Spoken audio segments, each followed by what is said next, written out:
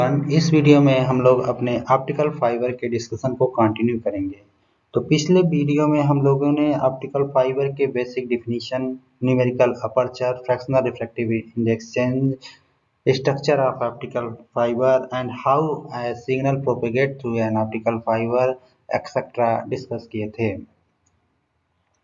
इस वीडियो में mainly classification of optical fibre discuss किया जाएगा।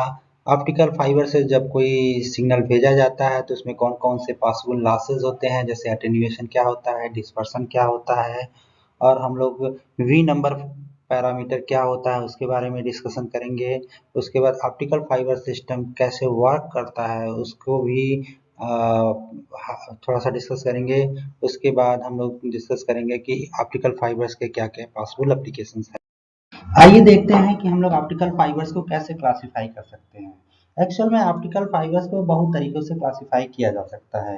एक तरीका होता है कि ऑप्टिकल फाइबर का रिफ्रैक्टिव इंडेक्स प्रोफाइल किस तरह का है उसके बेसिस पे हम लोग ऑप्टिकल फाइबर्स को क्लासिफाई कर सकते हैं। दूसरा तरीका होता है कि ऑप्टिकल फाइबर के अंदर मोड ऑफ प्रोपेगेशन किस तरह का है उसके बेसिस पे भी हम ऑप्टिकल फाइबर्स को क्लासिफाई कर सकते हैं। और तीसरा तरीका ये हो सकता है कि ऑप्टिकल फाइबर किस मटेरियल का बना हुआ है, ग्लास का कि प्लास्टिक का, इसके बेसिस पे भी हम लोग ऑप्टिकल फाइबर्स को क्लासिफाई कर सकते हैं। तो सबसे पहले हम लोग डिस्कस करेंगे classification based on refractive index profile. तो सबसे पहले यह जानना जरूरी है कि रिफ्रैक्टिव इंडेक्स प्रोफाइल क्या होता है। तो रिफ्रैक्टिव इंडेक्स प्रोफाइल एक्चुअल में क्या होता है, रिफ्रैक्टिव इंडेक्स का वेरिएशन होता है इनसाइड द मटेरियल। तो मान लीजिए कि वाई एक्सिस पे क्या है, आप रिफ्रैक्टिव इंडेक्स को प्लॉट करते हैं और एक्स एक्सिस पे मटेरियल के सेंटर से डिस्टेंस को प्लॉट करते हैं। तो जिस तरह का रिफ्रैक्टिव इंडेक्स का जो वेरिएशन मिलता है, मतलब जो फंक्शन मिलता है रिफ्रैक्टिव इंडेक्स का डिस्टेंस के साथ जो फंक्शन मिलता है, मतलब रिफ्रैक्टिव इंडेक्स का डिस्टेंस के साथ जो फंक्शन मिलता है उसी को हम लोग बोलते हैं उस मटेरियल का रिफ्रैक्टिव इंडेक्स प्रोफाइल। तो जो आपका स्टेप इंडेक्स फाइबर होता है, ठीक है, तो रिफ्रैक्टिव इंडेक्स प्रोफाइल के बेसिस पे दो तरह के ऑप्टिकल फाइबर्स होते हैं। एक होता है आपका स्टेप इंडेक्स फाइबर और दूसरा होता है ग्रेडेड इंडेक्स फाइबर। तो आइए हम सब लोग समझते हैं कि स्टेप इंडेक्स फाइबर क्या होता है। तो हम लोग जानते हैं कि किसी भी ऑप्टिकल फाइबर का जो बेसिक स्ट्रक्चर होता है उसमें एक कोर का रीजन होता है, दूसरा क्लैडिंग का रीजन होता है। कोर का रिफ्रैक्टिव इंडेक्स कुछ होता है और क्लैडिंग का रिफ्रैक्टिव इंडेक्स उससे थोड़ा कम होता है। अगर इसका हम लोग रिफ्रैक्टिव इंडेक्स प्लॉट करें तो सपोज कर लीजिए कि क्या है, यहाँ पे उसके सेंटर से मान लीजिए वाई एक्सिस पे क्या है, रिफ्रैक्टिव इंडेक्स की वैल्यू है, और एक्स एक्सिस जो है आपको बता रहा है कि वो ऑप्टिकल फाइबर के एक्सिस से डिस्टेंस को रिप्रेजेंट कर रहा है, ठीक है। तो ये क्रॉस सेक्शनल व्यू है किसी ऑप्टिकल फाइबर का जो यहाँ पे हम लोग दिखा रहे हैं। तो हम लोग देखते हैं कि जब कोर के सेंटर पे हम लोग रहते हैं तो उस समय स्टेप इंडेक्स फाइबर में रिफ्रैक्टिव इंडेक्स की वैल्यू जो होती है क्या होती है, n1 होती है, और ये n1 क्या होती है, कांस्टेंट होती है। तो इस तरह से हम कह सकते हैं कि स्टेप इंडेक्स फाइबर में कोर के रीजन में रिफ्रैक्टिव इंडेक्स क्या होता है, कांस्टेंट रहता है। और जैसे ही आप कोर क्लैडिंग इंटरफेस पे पहुंचते हैं, कोर क्लैडिंग इंटरफेस पे रिफ्रैक्टिव इंडेक्स की वैल्यू जो है सडनली ड्रॉप करती है लोअर वैल्यूज तक। और क्लैडिंग के रीजन में क्या होता है, रिफ्रैक्टिव इंडेक्स अगर n2 है तो वहां पे फिर पूरे क्लैडिंग के रीजन में रिफ्रैक्टिव इंडेक्स क्या रहता है, कांस्टेंट रहता है। उसके बाद अगेन ये ड्रॉप करता है at cladding to protective sheet interface. इस तरह का जो फंक्शन मिलता है कि कोर के रीजन में रिफ्रैक्टिव इंडेक्स कांस्टेंट है, जैसे कोर क्लैडिंग इंटरफेस पे आप पहुंचते हैं रिफ्रैक्टिव इंडेक्स की वैल्यू थोड़ा ड्रॉप करती है, उसके बाद फिर से क्लैडिंग के रीजन में वो रिफ्रैक्टिव इंडेक्स कांस्टेंट रहता है मटेरियल का। और उसके बाद फिर क्लैडिंग से क्लैडिंग और प्रोटेक्टिव शीट के इंटरफेस पे फिर ड्रॉप करता है। तो इस तरह का जो वेरिएशन होता है, इस तरह का वेरिएशन जिस ऑप्टिकल फाइबर में पाया जाता है उसको हम लोग स्टेप इंडेक्स फाइबर कहते हैं। क्यों कहते हैं, क्योंकि जो ये रिफ्रैक्टिव इंडेक्स प्रोफाइल हमने यहाँ प्लॉट किया है, ठीक है, तो यहाँ देखिए कि जो ये बन रहा है क्या बन रहा है, किस तरह का वेरिएशन है रिफ्रैक्टिव इंडेक्स में, एक तरह का स्टेप का वेरिएशन है। मतलब एक तरह का इस तरह का जो प्लॉट होता है उसको हम लोग बोलते हैं स्टेप फंक्शन बोलते हैं। तो अगर किसी ऑप्टिकल फाइबर का रिफ्रैक्टिव इंडेक्स प्रोफाइल एक स्टेप फंक्शन है तो उसको हम बोलते हैं क्या, स्टेप इंडेक्स फाइबर। तो यहाँ पे इस एक्सप्रेशन से भी क्लियर है कि इनसाइड कोर, जब मतलब इनसाइड कोर मतलब अगर कोर का डायमीटर रेडियस क्या है, ए है, कोर का रेडियस क्या है, ए है। तो अगर आप जो है आर स्मॉलर देन ए के रीजन में है तो वहां पे क्या होता है, मतलब within core region refractive index कितनी रहती है, n1 रहती है। लेकिन जैसे ही आप कोर से ज्यादा डिस्टेंस में जाते हैं, ठीक है। मतलब ए से ज्यादा डिस्टेंस पे जाते हैं तो वहां पर रिफ्रैक्टिव इंडेक्स क्या हो जाती है, n2। मतलब कोर के रीजन में, थ्रू आउट द कोर के रीजन में रिफ्रैक्टिव इंडेक्स की वैल्यू कांस्टेंट आती होती है n1। फिर इसके बाद क्या आता है, कोर क्लैडिंग इंटरफेस पे रिफ्रैक्टिव इंडेक्स की वैल्यू थोड़ी ड्रॉप करती है, और फिर क्लैडिंग के रीजन में वो थ्रू आउट रीजन वो क्या होती है, कांस्टेंट होती है, वो होती है आपकी वैल्यू n2 होती है। तो इस तरह का प्रोफाइल जिस ऑप्टिकल फाइबर में होता है उसे हम लोग बोलते हैं क्या, स्टेप इंडेक्स फाइबर। तो एक बार और रिपीट करना चाहूंगा कि स्टेप इंडेक्स फाइबर में क्या होता है, रिफ्रैक्टिव इंडेक्स का वेरिएशन कुछ इस तरह से रहता है कि कोर के रीजन में रिफ्रैक्टिव इंडेक्स कांस्टेंट रहता है।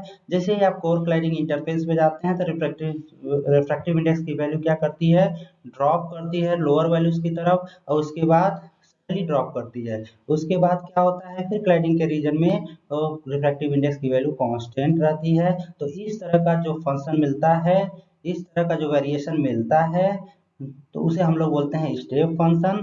और इस तरह का वेरिएशन जिस फाइबर में पाया जाता है उसको हम लोग बोलते हैं स्टेप इंडेक्स फाइबर। अब आइए देखते हैं, डिस्कस करते हैं ग्रेडेड इंडेक्स फाइबर क्या होता है। अगर हम ग्रेडेड इंडेक्स फाइबर का रिफ्रैक्टिव इंडेक्स प्रोफाइल प्लॉट करें तो हम देखते हैं कि ग्रेडेड इंडेक्स फाइबर में कोर के रीजन में रिफ्रैक्टिव इंडेक्स कांस्टेंट नहीं रहता है, बल्कि कोर के रीजन में रिफ्रैक्टिव इंडेक्स क्या करता है, ग्रेजुअली डिक्रीज करता है। रिफ्रैक्टिव इंडेक्स जो है कोर के रीजन में ग्रेजुअली डिक्रीज करता है, फिर कोर क्लैडिंग इंटरफेस पे आके वो कांस्टेंट हो जाता है, थ्रू आउट क्लैडिंग रीजन वो कांस्टेंट रहता है। तो इस तरह का प्रोफाइल जिसमें पाया जाता है, इस तरह का रिफ्लेक्टिव इंडेक्स प्रोफाइल जिस ऑप्टिकल फाइबर में पाया जाता है उसे हम लोग बोलते हैं क्या, ग्रेडेड इंडेक्स फाइबर। तो यहाँ जो एक्सप्रेशन है वो दिखा रहा है कि कोर के रीजन में, व्हेन आप कोर के रीजन में होते हैं तो वहां पे रिफ्लेक्टिव इंडेक्स जो होता है सेंटर पे मैक्सिमम होता है, और उसके बाद क्या करता है, वो ग्रेजुअली डिक्रीज करता है विद डिस्टेंस। और जैसे ही आप कोर क्लाइडिंग इंटरफेस पे पहुंचते हैं तो उसके आगे क्या होता है, उससे उसके आगे क्या होता है कि रिफ्रैक्टिव इंडेक्स अगेन कांस्टेंट हो जाता है। तो इस तरह का वेरिएशन जिसमें पाया जाता है उसे हम लोग बोलते हैं ग्रेडेड इंडेक्स फाइबर। तो यहाँ बिल्कुल क्लियर है कि रिफ्रैक्टिव इंडेक्स प्रोफाइल के बेसिस पे दो तरह के ऑप्टिकल फाइबर हैं, एक स्टेप इंडेक्स फाइबर, दूसरा ग्रेडेड इंडेक्स फाइबर।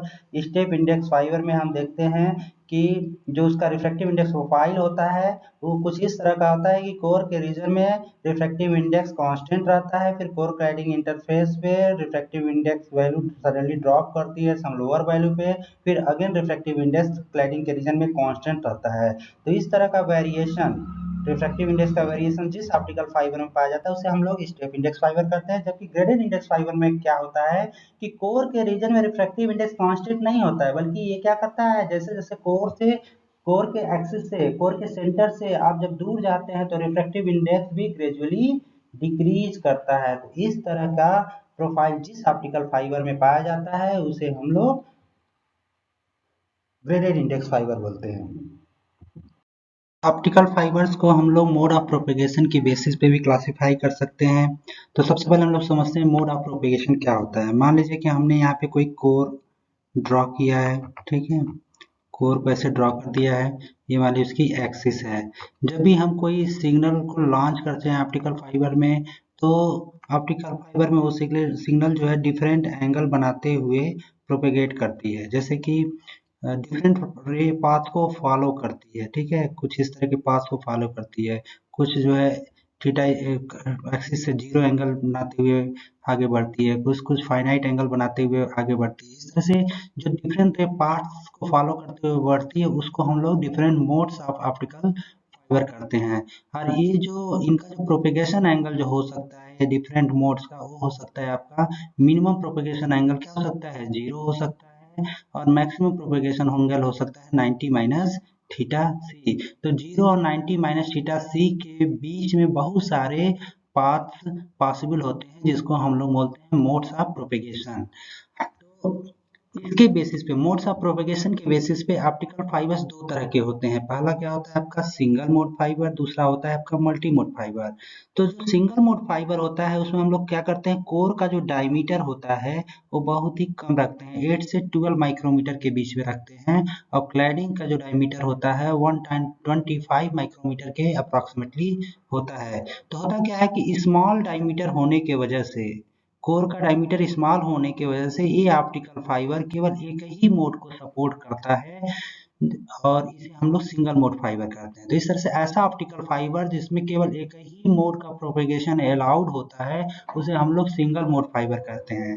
लेकिन अगर कोई ऐसा ऑप्टिकल फाइबर है जिसका कोर डायमीटर ज़्यादा है, जैसे कि मल्टी मोड फाइबर में क्या होता है, कोर डायमीटर क्या रखते हैं 50 से 100 माइक्रोमीटर के रेंज में होता है, तो उसका कोर डायमीटर ज़्यादा होने की वजह से क्या पॉसिबिलिटी बढ़ जाती है कि number of mode of propagation बढ़ जाते हैं। जहाँ पहले वाले में केवल एक ही मोड प्रोपेगेट कर रहा था, तो इसमें हायर मोड्स भी प्रोपेगेट करते हैं। इस तरह से मल्टी मोड फाइबर ऐसे फाइबर्स होते हैं जिनका कोर डायमीटर ज़्यादा होता है और वो फाइबर्स हायर ऑर्डर मोड्स को भी सपोर्ट करते हैं। इस तरह से हम मोड ऑफ प्रोपेगेशन के आधार पे ऑप्टिकल फाइबर्स को दो तरह से बांट सकते हैं, पहला सिंगल मोड फाइबर, दूसरा मल्टी मोड फाइबर।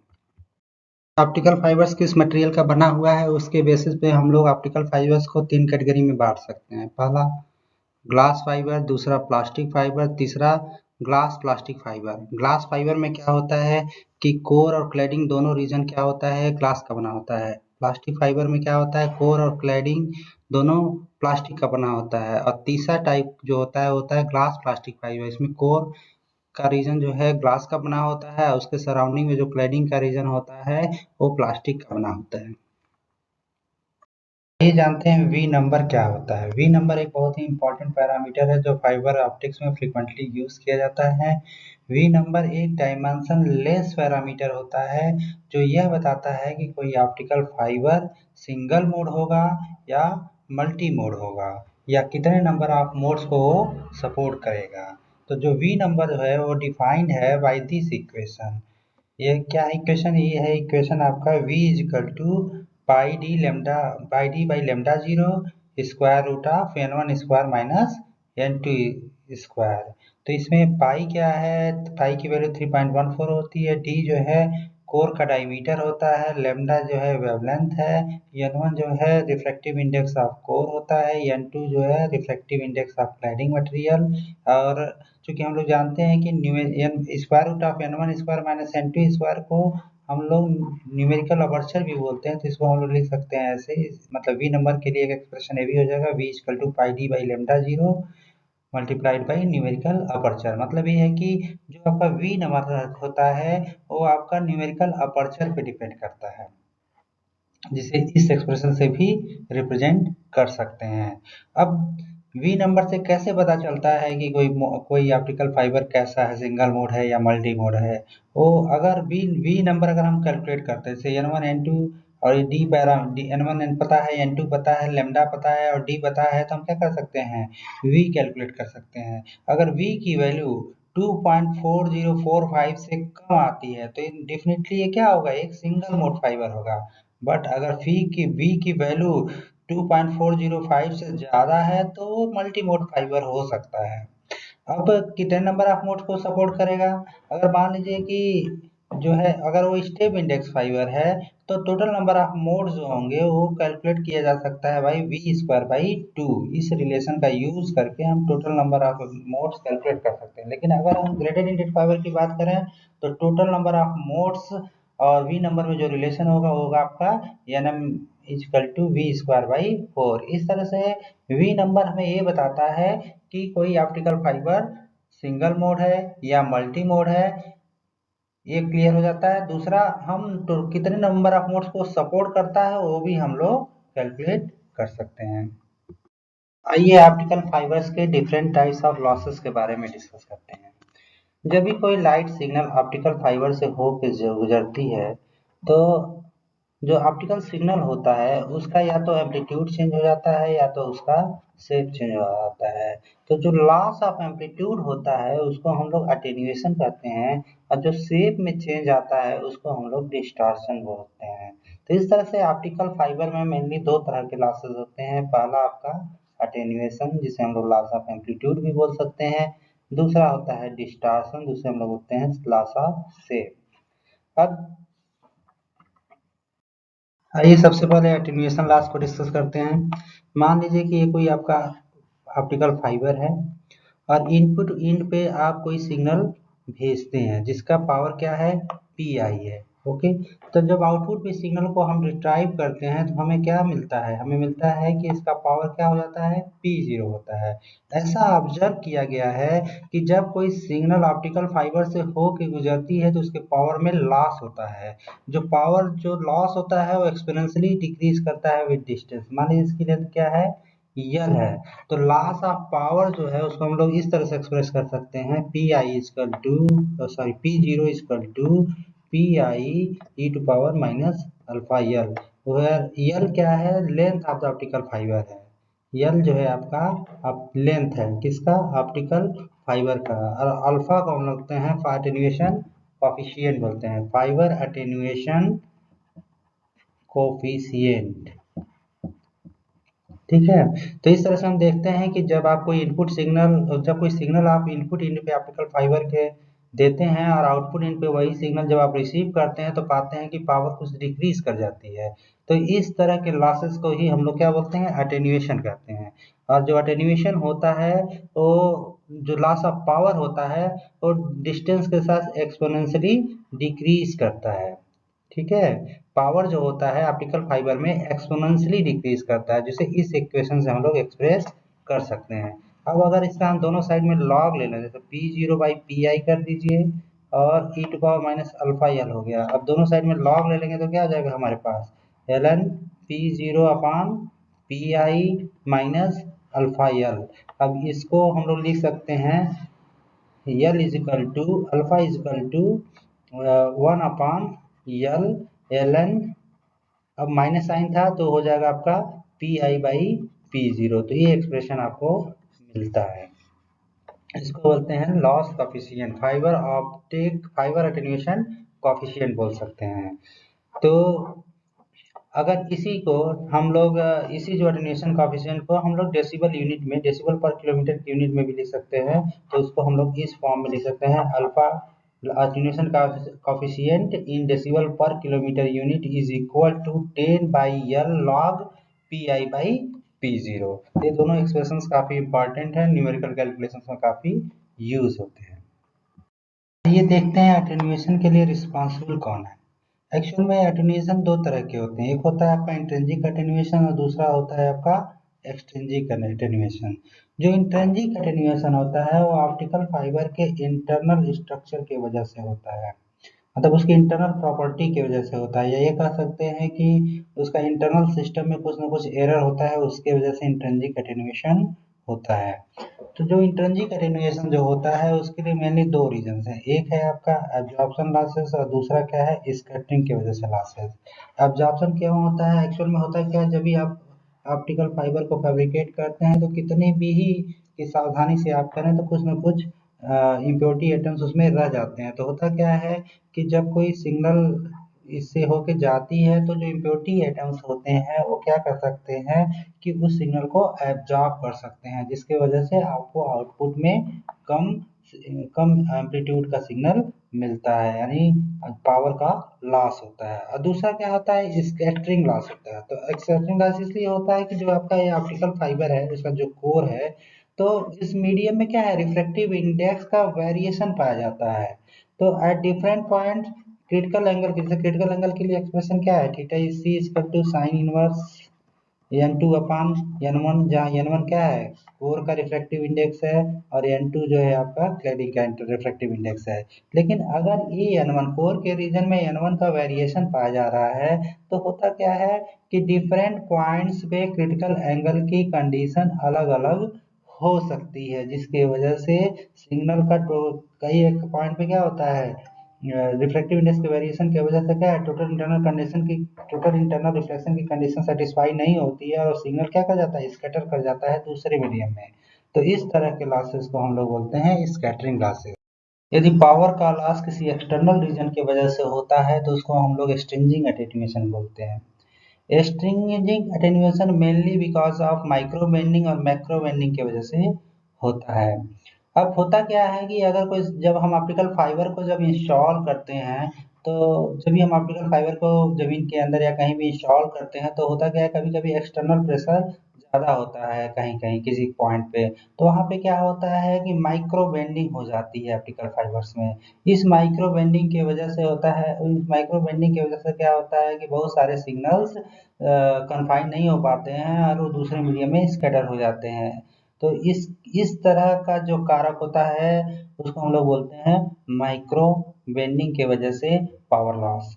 और दूसरा होता है आपका मैक्रो बेंडिंग। मैक्रो बेंडिंग में क्या होता है, कभी कभी हमको ऑप्टिकल फाइबर को बेंड करने की जरूरत होती है। जैसे कहीं हम यूज कर रहे हैं तो हमें ऑप्टिकल फाइबर को बेंड करते हैं। जब हम बेंड करते हैं तो होता क्या है कि जो लाइट रेज वहाँ पे इंसिडेंट होती है, तो होना क्या चाहिए था, उसे क्रिटिकल एंगल से ज्यादा एंगल पे इंसिडेंट होना था, बट होता क्या है कभी कभी angle of incidence critical angle से कम होने की वजह से उसका टोटल इंटरनल रिफ्लेक्शन नहीं जाता होता है और सिग्नल दूसरे मीडियम में लीक कर जाती है। इस तरह से जो लॉस होता है उसको हम लोग बोलते हैं losses due to micro bending. अभी तक हम लोग लॉस ऑफ एम्पलीट्यूड, जिसे हम लोग अटेन्यूएशन के नाम से जानते थे, उसको डिस्कस कर रहे थे। आइए हम लोग सिग्नल के लॉस ऑफ शेप के बारे में डिस्कस करते हैं, जो कि डिस्पर्सन या डिस्टॉर्शन के नाम से जाना जाता है। तो एक्चुअल में क्या होता है कि अगर कोई ऑप्टिकल फाइबर है तो उसमें जो सिग्नल भेजा जाता है वो ऑप्टिकल पल्सेस के फॉर्म में भेजा जाता है। अब ये जो पल्स जब आउटपुट इन पे निकलती हैं तो क्या होता है, उनका शेप चेंज हो जाता है, से वो ब्रॉडेन हो जाती हैं। तो इसकी वजह से क्या होता है कि ये जो पल्सेस हैं आपस में ओवरलैप करने लगती हैं, जिसकी वजह से उनको आउटपुट इन पे क्लियरली रिजॉल्व नहीं किया जा सकता है। कई बार ऐसा होता है कि हम उसको क्लियरली रिजॉल्व नहीं कर पाते हैं। इसकी वजह से भी क्या होता है, बहुत सारे डेटा हमें प्रॉपरली रिट्राइव नहीं हो पाते हैं। तो ये मेनली क्यों होता है, इस तरह का लॉस क्यों होता है, क्योंकि सिग्नल जो है ब्रॉडेन हो गई है, मतलब उसका लॉस, उसका शेप जो है चेंज हो जाता है। तो इस तरह के लॉस को हम लोग डिस्पर्सन या डिस्टॉर्शन के नाम से जानते हैं। अब पल्सेस को हम क्यों पास पास भेजते हैं, क्योंकि हमें पता है कि जब हम कोई ऑप्टिकल फाइबर की को ज़्यादा एफिशिएंट तब माना जाता है अगर वो पर सेकंड हम ज़्यादा नंबर ऑफ पल्सेस को भेज पाते हैं। पर जब पर उसकी कैपेसिटी बढ़ाने के चक्कर में कभी कभी क्या होता है, आउटपुट इन पे वो प्रॉपर तरीके से रिट्राइव नहीं हो पाती है। क्यों, क्योंकि वो उनका वो ब्रॉडेन हो जाती है, जो इंडिविजुअल पल्सेस होती हैं वो ब्रॉडेन हो जाती हैं और एक दूसरे से क्या कर लेती हैं, ओवरलैप कर लेती हैं। ठीक, तो इसके वजह से क्या होता है, बहुत सारे सिग्नल का लॉस हो जाता है। तो इस तरह के लॉस मेनली दो रीजन से होते हैं। एक होता है आपका इंटरमोडल डिस्पर्सन और दूसरा होता है आपका मटेरियल डिस्पर्सन। तो जो आपका इंटरमोडल डिस्पर्सन होता है उसमें क्या होता है कि वो बेसिकली स्टेप इंडेक्स फाइबर में होता है। और हम लोग जानते हैं कि अगर कोई स्टेप इंडेक्स फाइबर है, multi mode step index fibre है, तो उसमें क्या है, जो आप पल्सेस हैं डिफरेंट मोड्स में प्रोपेगेट करती हैं। कोई पल्स आपको लोएस्ट मोड में प्रोपेगेट करेगी, ये वाली, ठीक है, मान लीजिए इस ऑप्टिकल फाइबर का लेंथ क्या है, यह है। कोई लोएस्ट मोड में प्रोपेगेट करेगी, theta P equal to zero, theta P equal to zero angle बनाते हुए प्रोपेगेट करेगी। कोई पल्स क्या हो सकती है, theta P equal to 90 minus theta C angle बनाते हुए प्रोपेगेट कर सकती है। इस तरह से हम देख रहे हैं कि अब स्टेप इंडेक्स फाइबर में जो आपका सिग्नल है वो डिफरेंट मोड्स में प्रोपेगेट करता है। अब मान लीजिए एल लेंथ का ऑप्टिकल फाइबर है, तो हम देखते हैं कि अगर इसकी लेंथ यल है, तो हम देखते हैं जो लोएस्ट मोड है वो लोएस्ट मोड सबसे कम डिस्टेंस को ट्रेवल कर रहा है। तो उसकी जो टाइम लगा, उसकी टाइम जो लग रहा है वो कितना हो जाएगा, मान लीजिए वेलोसिटी या लाइट की क्या है, सी है, तो हो जाएगा आपका यल बाई सी। ठीक है, बट जो हाईएस्ट मोड है उसकी जो उसको जो टाइम लग रहा है, मतलब जो ये हायर ऑर्डर मोड्स है उसको जो टाइम लग रहा है वो ज्यादा टाइम लगेगा। क्यों, क्योंकि वो पाथ क्या है आपका, लार्जर है कंपेयर टू लोएस्ट मोड। तो मान लीजिए वो यल डैश है, तो चूंकि यल डैश क्या है, ज्यादा है, इसलिए उसको क्या करेगा, ज्यादा टाइम लगेगा। इसके वजह से क्या होता है कि ऑप्टिकल फाइबर में जो आप पल्स भेजते हैं वो आउटपुट इन पे ब्रॉडन हो जाती है। पल्स का क्या होता है, एक टेम्पोरल विद होता है, वो टेम्पोरल विद क्या हो जाती है आपकी, बढ़ जाती है। तो इस तरह के लॉसेस को हम लोग बोलते हैं इंटरमोडल डिस्पर्सन। दूसरा क्या होता है कि दूसरा जो मटेरियल डिस्पर्सन होता है वो because of the properties of the material होता है। होता क्या है कि कोई ऑप्टिकल फाइबर है, किसी मटेरियल का बना होता है, तो उसका जो रिफ्रैक्टिव इंडेक्स होता है वो वेवलेंथ पे डिपेंड करता है। ए प्लस बी बाई लेमडा इसका कुछ इस टाइप का डिपेंडेंस होता है। होता क्या है कि अब अलग अलग स्पेक्ट्रल कंपोनेंट्स के लिए इसका रिफ्रैक्टिव इंडेक्स अलग अलग होता है। अब सपोज कर लीजिए एलईडी लाइट, ठीक है, एलईडी लाइट का जो बैंडविड्थ होता है, स्पेक्ट्रल विड्थ होता है, वो कितना होता है, अप्रॉक्सिमेटली 25 नैनोमीटर। जो विजिबल लाइट होती है उसकी स्पेक्ट्रल विड्थ मान सकते हैं आप 300 नैनोमीटर।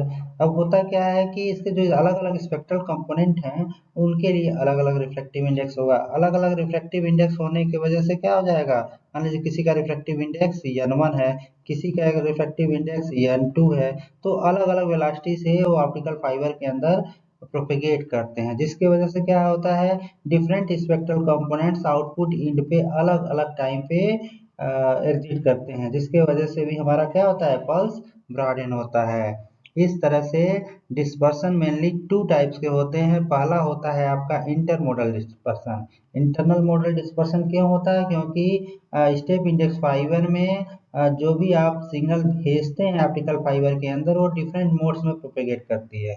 जो लोएस्ट मोड होता है उसको कम टाइम में आपका आउटपुट इंड से ऑप्टिकल फाइबर के आउटपुट से एग्जिट कर जाता है, और जो आपका हाईएस्ट मोड होता है वो लार्जर टाइम लेता है ऑप्टिकल फाइबर से एग्जिट करने में। इस तरह से आपका जो पल्स होता है उसका जो उसका टेम्पोरल प्रोफाइल होती है वो क्या हो जाती है, ब्रॉडेन हो जाती है। मतलब पल्स विड्थ जो है, पल्स की टेम्पोरल विड्थ क्या हो जाती है, बढ़ जाती है। इसके वजह से डिस्पर्शन हो जाता है, मतलब पल्स का शेप चेंज हो जाता है। इस तरह के डिस्पर्शन को हम लोग बोलते हैं इंटरमोडल डिस्पर्शन।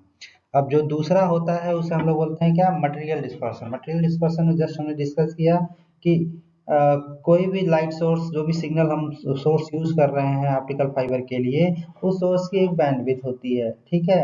अब वो बैंडविड्थ मान लीजिए 300 नैनोमीटर है, किसी का 25 नैनोमीटर है, तो अलग अलग इसके बहुत सारे स्पेक्ट्रल कंपोनेंट होंगे, तो अलग अलग स्पेक्ट्रल कंपोनेंट के लिए उसकी रिफ्रैक्टिव इंडेक्स अलग अलग होगी। इस तरह से हम देखते हैं कि अलग अलग रिफ्रैक्टिव इंडेक्स होने की वजह से अलग अलग स्पेक्ट्रल कंपोनेंट्स की अलग अलग वेलोसिटी होगी। अब फाइबर ऑप्टिकल फाइबर का लेंथ तो सेम है, लेकिन उसके डिफरेंट स्पेक्ट्रल कंपोनेंट्स की अलग अलग वेलोसिटी होने की वजह से वो आउटपुट इंड पे अलग अलग टाइम पे अपीयर होते हैं, जिसके वजह से उसकी उस पल्स की भी टेम्पोरल विड्थ जो है बढ़ जाती है, मतलब उसका शेप चेंज हो जाता है। इस तरह से डिस्पर्सन मेनली टू टाइप्स के होते हैं, इंटरमोडल और मटेरियल डिस्पर्सन।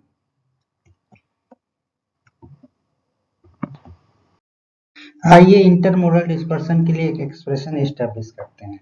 जैसा कि हम लोग जानते हैं कि इंटरमोडल डिस्पर्सन इसलिए होता है क्योंकि जब किसी ऑप्टिकल फाइबर के अंदर जब हम कोई सिग्नल भेजते हैं तो डिफरेंट पाथ को फॉलो करते हुए प्रोपेगेट करता है।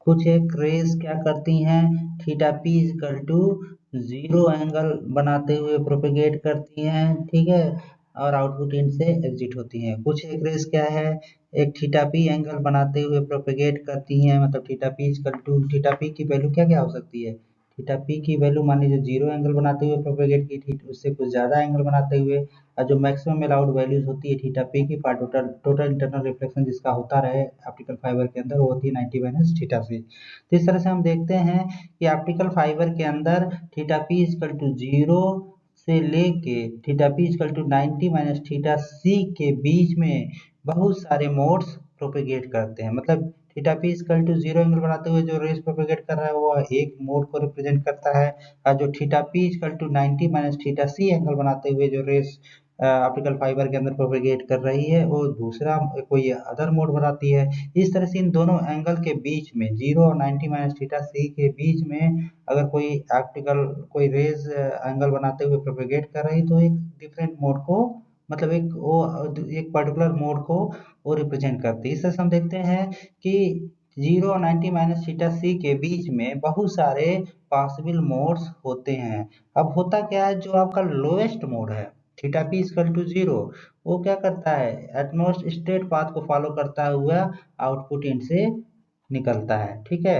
बट जो हाईएस्ट मोड है वो आप देखिए ए से बी गया, बी से सी जाएगा, ठीक है, सी से अगेन ओ डी पे पहुंचा और डी से अगेन ओ ई पे पहुंचा। इस तरह से देख रहे हैं कि जो हाईएस्ट मोड है वो जिग जैग पाथ को फॉलो करते हुए ऑप्टिकल फाइबर के अंदर प्रोपेगेट करता है। इस तरह से हम देखते हैं कि लोएस्ट मोड जो है, ठीक है, लोएस्ट मतलब मोड मतलब theta P equal to 0 angle बनाता हुआ जो मोड प्रोपेगेट कर रहा है उसको क्या लग रहा है, मिनिमम डिस्टेंस ट्रेवर्स कर रहा है, मिनिमम डिस्टेंस वो क्या कर रहा है, ट्रेवर्स कर रहा है। बट जो हाईएस्ट मोड है और जो कि हाईएस्ट मोड कौन है, 90 माइनस थीटा सी एंगल बनाते हुए जो प्रोपेगेट कर रहा है उसको क्या करना पड़ा है, मैक्सिमम डिस्टेंस ट्रेवर्स करना पड़ा है। चूंकि मिनिमम डिस्टेंस लोएस्ट मोड ट्रेवर्स कर रहा है, मैक्सिमम डिस्टेंस हाईएस्ट मोड ट्रेवर्स कर रहा है, और हम लोग जानते हैं कि वेलोसिटी क्या होती है, वेलोसिटी होती है c बाई n1। मतलब ऑप्टिकल फाइबर के कोर के अंदर स्टेप इंडेक्स फाइबर है तो उसकी वेलोसिटी क्या होगी, v equal to c by n1। n1 किसकी रिफ्रैक्टिव इंडेक्स है, कोर की। n2 किसकी रिफ्रैक्टिव इंडेक्स है, मान लीजिए क्लैडिंग की। तो ये वेलोसिटी हो गई। अगर हमें देखें तो जो मिनिमम डिस्टेंस ट्रेवल कर रहा है कौन, theta P equal to 0 angle बनाता है जो सीधे जा रही है, जो लोएस्ट मोड है मिनिमम डिस्टेंस ट्रेवल कर रहा है, लेकिन वेलोसिटी तो दोनों के लिए सेम है। इसलिए जो लोएस्ट मोड है, ठीक है, वो जल्दी आउटपुट इंड से एग्जिट हो जाती है। बट जो हाईएस्ट मोड है उसे लार्जर डिस्टेंस ट्रेवल्स करना पड़ रहा है, इसलिए वो ज्यादा कुछ देर बाद जो है आउटपुट इंड से एग्जिट होती है। इस तरह से हम देखते हैं इनपुट इंड पे तो सारे रेज जो है एक साथ इंटर करते हैं, पर आउटपुट इंड पे उनके बीच में क्या हो जाता है, कुछ डिले हो जाता है। इसलिए आउटपुट इंड पे क्या होता है, जो लोएस्ट मोड है और हाईएस्ट मोड अलग अलग टाइम पे एग्जिट होते हैं, जिसकी वजह से क्या हो जाता है, पल्स में ब्रॉडनिंग हो जाती है। अब हमें कैलकुलेट करना है, इसी को हम लोग डिस्पर्शन बोलते हैं। अब हमें कैलकुलेट करना है कि कितना डिस्पर्शन हुआ। तो इसको कैलकुलेट करने के लिए, अगर इसको मेजर करने के लिए हमें क्या मेजर करना पड़ेगा कि एक ऑप्टिकल फाइबर के अंदर जो लोएस्ट मोड है और जो हाईएस्ट मोड है दोनों के बीच में कितना टाइम लगा। ठीक है, मतलब मैक्सिमम टाइम कितना लग रहा है किसी रेस को पहुंचने में, मिनिमम टाइम कितना लग रहा है किसी रेस को आउटपुट इन पे पहुंचने में, दोनों के बीच का जो डिफरेंस है वही बताएगा कि कितना, वही मेजर होगा किसका, इंटरमोडल डिस्पर्शन का। ठीक है, अब आइए कैलकुलेशन करते हैं। तो मान लीजिए क्या है, जो मान लीजिए कोई मोड है जो थीटा पी एंगल बनाते हुए इसके अंदर प्रोपेगेट करता है। ठीक है, तो थीटा पी एंगल बनाते हुए जो मोड प्रोपेगेट करता है वो ए से जाता है कहाँ, बी, बी से कहाँ जाता है, सी, फिर सी से कहाँ जाता है, डी, फिर डी से कहाँ जाता है, ई। तो अगर हम देखें तो जो लोवेस्ट मोड है थीटा पी इक्वल टू 0, वो जो है हाईएस्ट मोड से किस पॉइंट पे मिल रहा है, सी पॉइंट पे मिल रहा है, फिर अगेन वो कहाँ पे मिल रहा है, ई पॉइंट पे मिल रहा है।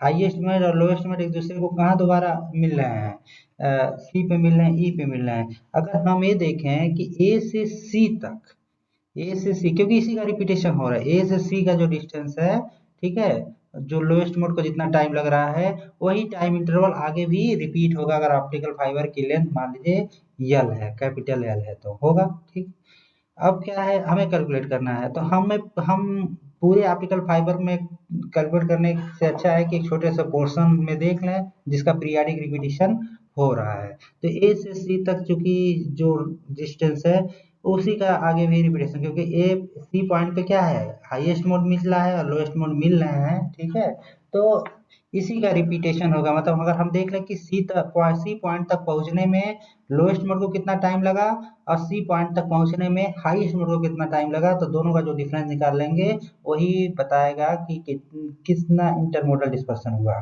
ठीक है, तो इसी को कैलकुलेट करने के लिए हमें क्या कैलकुलेट करना पड़ेगा, हमें कैलकुलेट करना पड़ेगा ए से ए जो थीटा पी एंगल बनाते हुए जो मोड है उसी पॉइंट तक पहुंचने में कितना टाइम लगा रहा है। मान लीजिए वो टी टाइम लगा रहा है। ठीक है, तो टी कैसे कैलकुलेट करेंगे, पहले हमें डिस्टेंस कैलकुलेट करना पड़ेगा। वो डिस्टेंस क्या है, ए से बी प्लस बी से सी डिवाइडेड बाई किससे करना पड़ेगा, वेलोसिटी।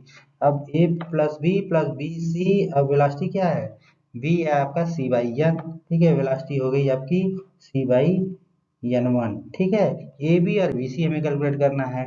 तो ए बी जो होगा वो बी सी के बराबर ही होगा, तो ये हो गया आपका ए बी। चलिए रहने दीजिए, A B plus B C ये भी लिखते हैं। अब हमें ए बी की वैल्यू कैलकुलेट करनी है।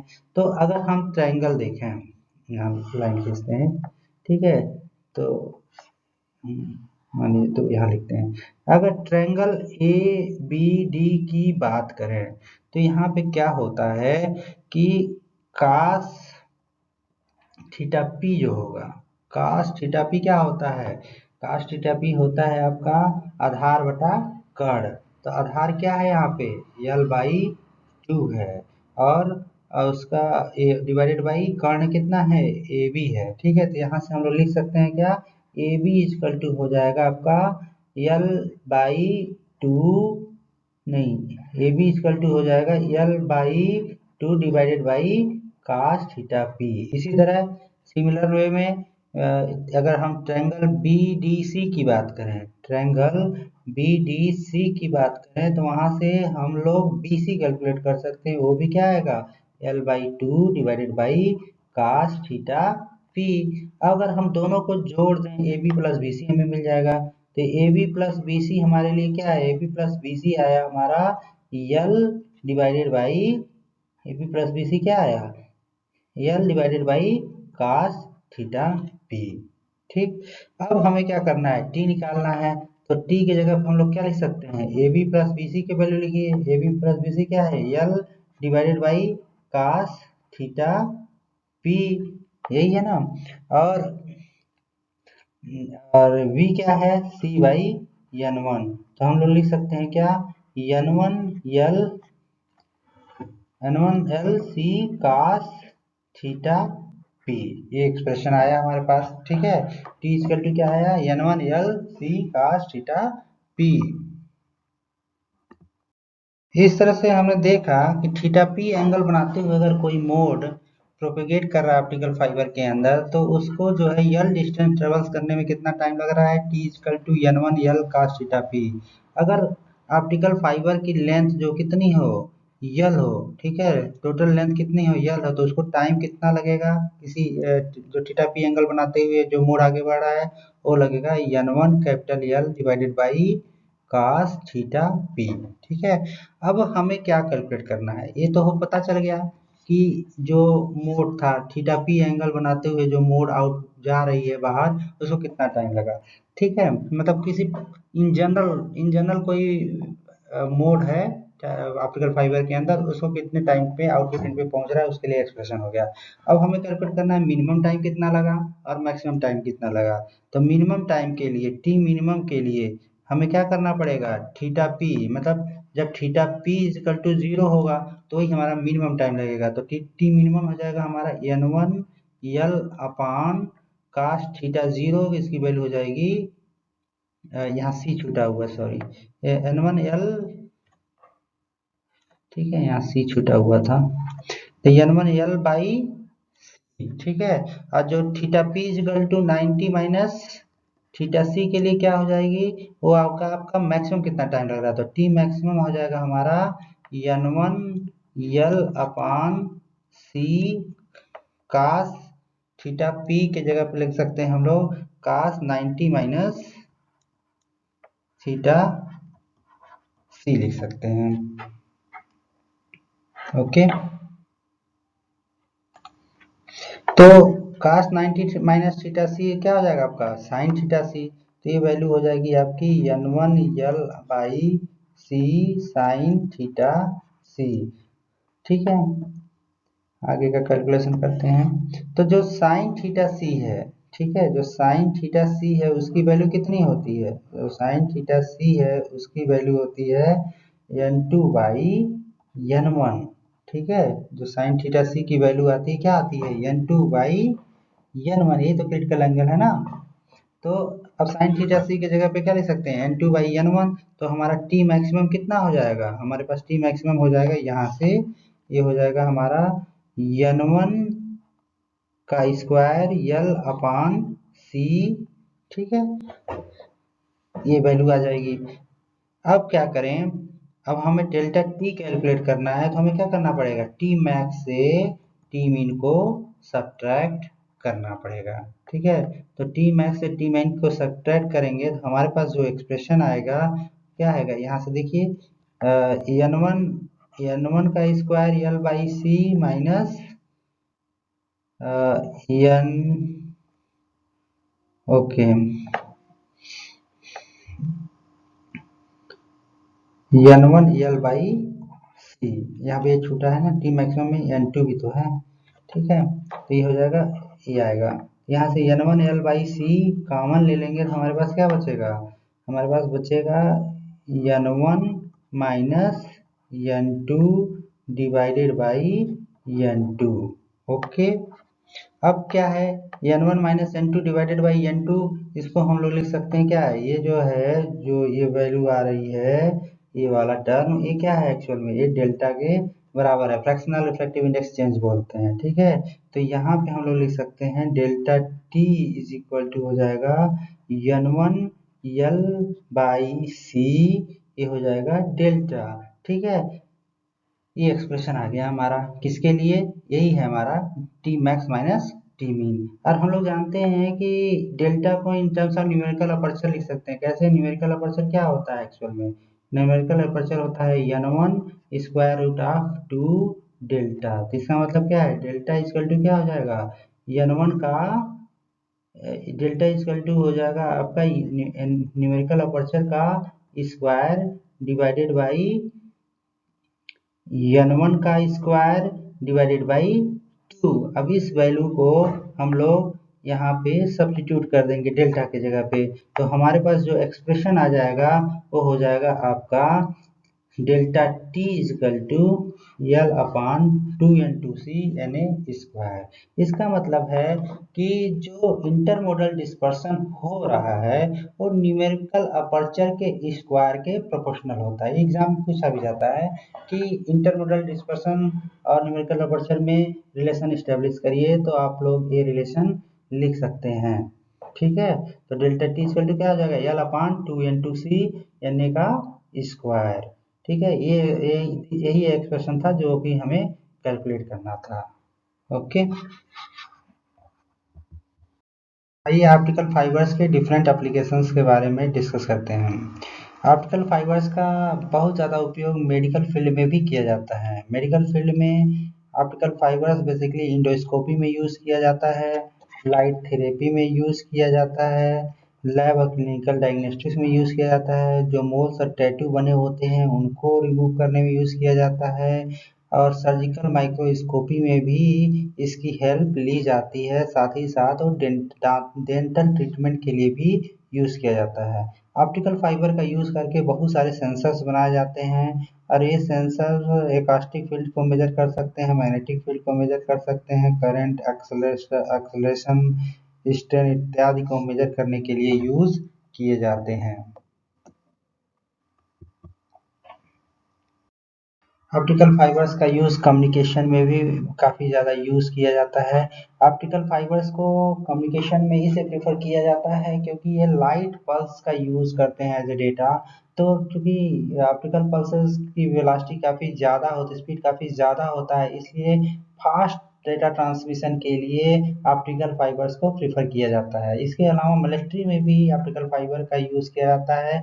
मिलिट्री में मेनली फाइबर गाइडेड मिसाइल के लिए यूज़ किया जाता है, तथा और डेटा ट्रांसमिशन के लिए भी, कम्युनिकेशन के लिए भी ऑप्टिकल फाइबर्स का हम लोग यूज़ करते हैं। ये थे ऑप्टिकल फाइबर्स के बहुत सारे applications. Thank you so much for watching and listening this video.